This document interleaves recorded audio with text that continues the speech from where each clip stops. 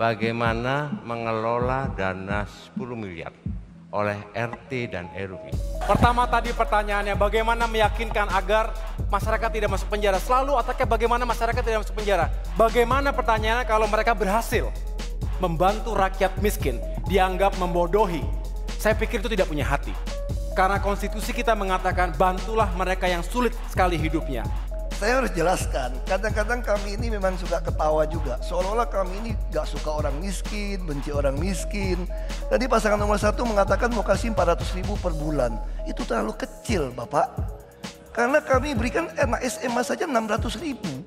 Jadi kalau orang yang miskin punya 3 anak yang SMA, 1,8 juta tiap bulan dia dapat. Mengomentari apa yang disampaikan oleh paslon nomor 1. Memberi sesuatu itu baik.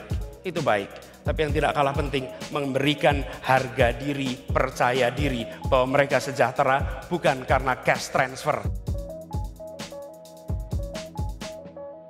Saya bertemu langsung, mereka sampai dengan hari ini masih menangis, masih sedih hatinya ketika digusur begitu saja tanpa ada kompensasi, tanpa ganti rugi, dan tidak diperhatikan sama sekali. Orang tinggal di dalam sungai kok, daerah aliran sungai kok, walaupun puluhan tahun ya salah.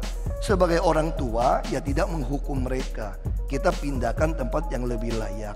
Bagaimana sungai mau dinormalisasi kalau tidak pindahkan rumah kumuh? Saya kira jauh lebih tidak manusiawi mengajari rakyat yang sudah salah untuk membenarkan dia hanya demi untuk memenangkan sebuah pilkada. Izinkan saya mengingatkan bahwa 5 tahun yang lalu pernah ada janji. Dan janji itu mengatakan akan dibangun kampung deret di pinggir-pinggir sungai. Di mana janji itu? Saya katakan kami akan laksanakan janji yang tidak ditunaikan di periode ini. Seolah-olah kami mengusir orang Jakarta. Yang tidak mendapat rusun itu adalah penyewa yang datang dari luar kota sebetulnya. Tapi kalau dia berKTP DKI pasti dapat rusun. Saya jadi bingung. Bagaimana ya dengan Bukit Duri kok bisa jadi menang ya? Kalau jadi seorang pemimpin saya kira mesti mengevaluasi ya. Bahwa yang dilakukan ini menabrak hukum atau tidak. Dan ingat pasal 34 Undang-Undang Dasar 45, fakir miskin ditanggung oleh siapa? Negara. Kita lagi fokus membangun masalah infrastruktur transportasi. Karena kita yakin transportasi di Jakarta itu hanya bisa, salah satu yang paling utama adalah membangun transportasi berbasis rel, transportasi massal, serta membatasi ya mobil-mobil masuk ke Jakarta, ya supaya mereka menggunakan transportasi massal. Sekarang bagaimana logikanya kalau sampai moratorium mobil mewah tidak boleh masuk? Yang kami kejar adalah bagaimana ada efek kejut. Kalau saya mengirim pesan bahwa orang yang bisa bayar mobil 3 miliar juga naik kendaraan umum, itu efeknya luar biasa. Saya melihat bagaimana kalau selebriti, bagaimana kalau pengusaha-pengusaha sukses, bagaimana juga kalau pejabat-pejabat seperti Pak Basuki dan Pak Jarod juga naik kendaraan umum, ini akan membuat sebuah percepatan. Di Jakarta adalah sistem subsidi silang, pemegang KJP gratis, buruh dengan UMP gratis, lansia gratis gitu ya.